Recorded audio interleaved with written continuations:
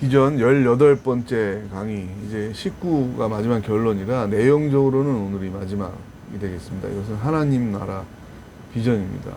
우리가 하나님의 눈을 왜, 하나님의 얼굴을 왜 바라보는가? 하나님의 뜻을 이 땅에 실현하기 위해서인데, 하나님의 뜻이 실현되는 나라가 바로 하나님 나라죠. 그래서 이것은 먼저 강조해야 될 게, 죽어서 천당 가는 것과는 좀 차별화되는, 그건 너무 부분적으로만 하나님 나라를 소개하는 거예요. 영생이라는 것은 물론 죽음 이후의 삶이 존재한다는 것을 강조하는 거지만, 그렇다고 이 땅의 삶은 가치가 없고 하찮고 그냥 빨리 지나가야 되는 과정, 플라톤식으로 그림자에 불과한, 그건 아니죠. 그건 오히려 기독교 세계관이 아니라 헬라적 이원론이라고 여러 번 설명을 제가 드렸어요.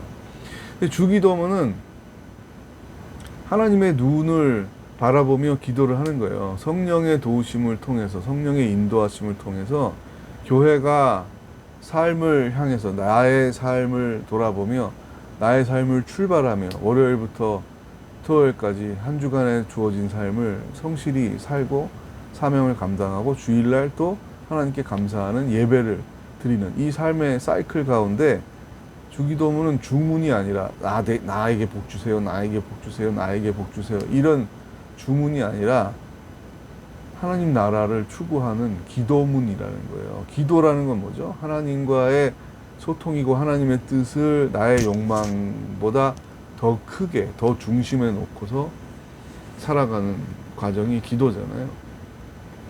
그러니까 사실은 자연적인 동물적인 본성은 아니죠, 기도는.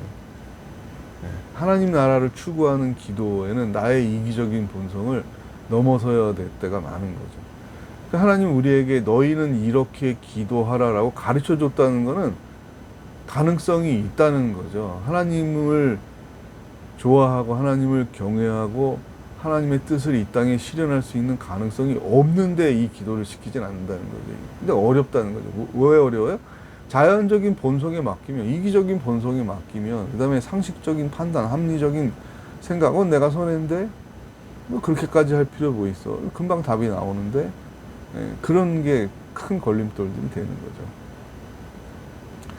뭐 강의 안에 제가 자세히 넣겠습니다. 넣고 일단 강조점으로 좀 넘어가면, 오늘 우리에게 일용할 양식을 주셨고, 이것은 경제윤리와도 관련된 큰 기도죠. 먹어야 살잖아요. 생명에 대한 사랑이 인류가 같이 먹어야 된다는 거죠. 그럼 지구라는 걸 하나님이 디자인하고 만들고 자연의 어떤 섭리를 줬을 때 지구에 살아가는 생명들이 못 먹고 대부분 죽어야 된다 그러면 그건 창조가 잘못된 거잖아요. 하나님이 괴팍하거나 능력이 없거나 둘 중에 하나겠죠. 그런데 그렇지 않다는 거죠. 하나님이 선하시고 능력이 전능하셔. 그렇다면 그 다음 문제는 뭐예요? 인간의 윤리에 달린 거죠. 인간이 어떤 생각과 가치를 가지고 행동하느냐에 따라 같이 먹을 수 있느냐 없느냐죠. 그 훈련이 만나와 메추라기 일이잖아요. 그 사건이잖아요.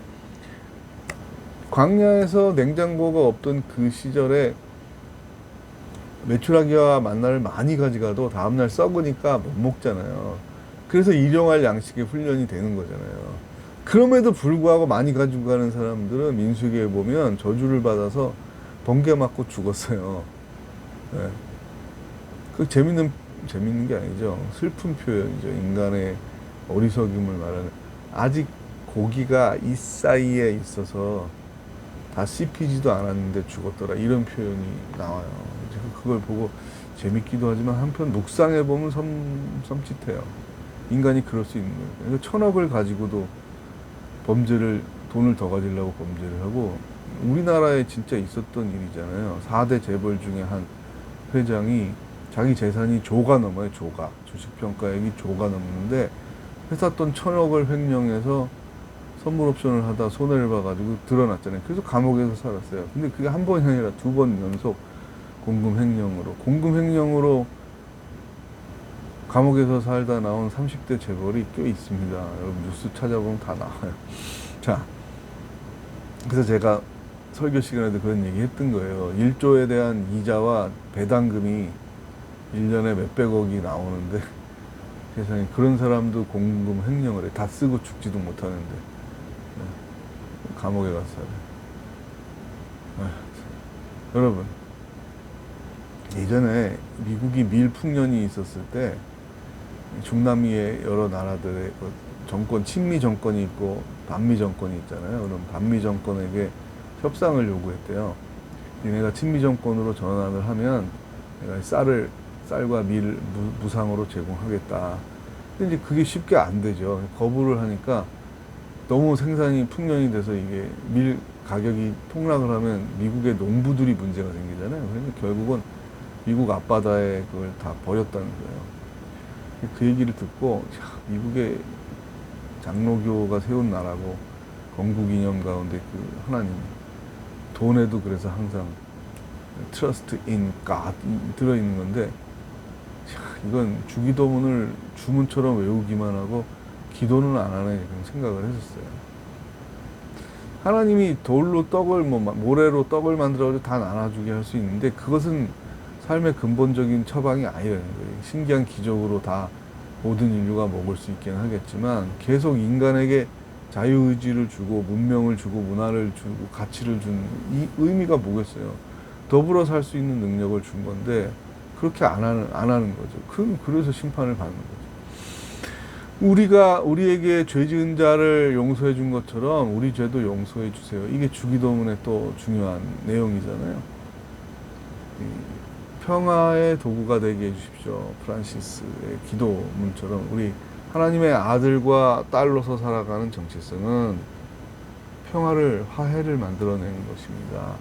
근데 말로 너네 싸우지 마, 이것만 갖고 되는 게 아니죠. 화해자는 자기의 것을 내어줘야 되고 중보자는 심지어는 목숨까지도 내어줘야 됩니다. 모세가 우상 숭배를 하는 이스라엘 백성을 하나님이 심판으로 다 죽이려고 했을 때 주여 이러려고 우리를 출애굽에서 해방시킨 겁니까? 차라리 저를 죽이십시오. 저만 살면 뭐합니까? 심지어는 하나님이 이렇게 얘기하잖아요. 너에게 다른 민족을 붙여줘서 새 나라를 만들어야 되겠다. 이것들을 싹 없애버리고. 안 됩니다. 차라리 저를 죽이십시오.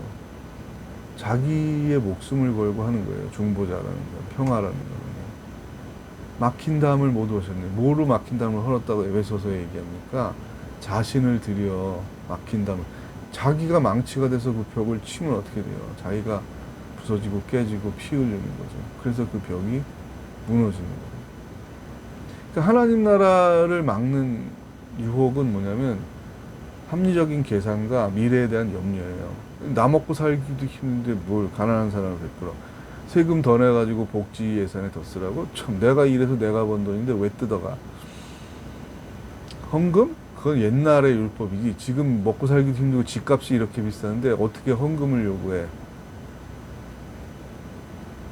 이런 합리적인 생각, 합리적이에요. 합리적인 생각들이 하나님 나라를 막아요. 미래 10년 뒤에 내가 어떻게 먹고 살까? 이렇게 헌금도 하고 가난한 자를 위해 세금도 더 내고 정직하게 탈세 안 하고 이중장부 안 만들고 개인 사업을 해도 개인 병원, 개인 법률 사무소 탈세 많이 한다고 그러잖아요. 기독교인은 없냐고요. 얼마나 많겠어요. 얼마나 어려워요. 주기도문을 외우는 건 쉬운데 주기도문을 주문처럼 중얼거리는 건 쉬운데 주기도문을 기도하면서 사는 건 어려운 비전이에요. 그러니까 하나님으로부터 내려오는 생각이고 하나님으로부터 내려오는 뜻이에요. 하나님 나라는 어떻게 건설되나요? 내가 좀 더 노력을 해서? 아니죠. 하나님의 뜻을 내가 받아들임으로, 내 욕망보다 그것을 더 중심에 둠으로, 우선함으로, 하나님의 주되심을 나의 삶의 시간과 재능과 돈의 건강의 주인이 하나님이심을 고백할 때 주기도문을 실현할 수 있는 거죠. 주기도문을 외우는 게 아니에요. 실현하는 거죠. 그래서 어려운 거죠. 어려운 것보다 어려운 건 하나님과의 관계성 속에서 해결이 되는 거예요. 그걸 충만이라고 말하는 거예요. 그게 됐을 때. 내가 기적을 베풀고 뭐 방언을 하고 병을 고치는 게 성령의 충만이 아니에요. 성령의 충만은 궁극적으로 하나님의 뜻을 그래서 내가 순종하게 되었다. 그게 성령 충만이에요. 성령 충만할 때 하나님 나라를 위한 주기도문을 단지 외우는 게 아니라 기도하며 살 수 있는 거죠.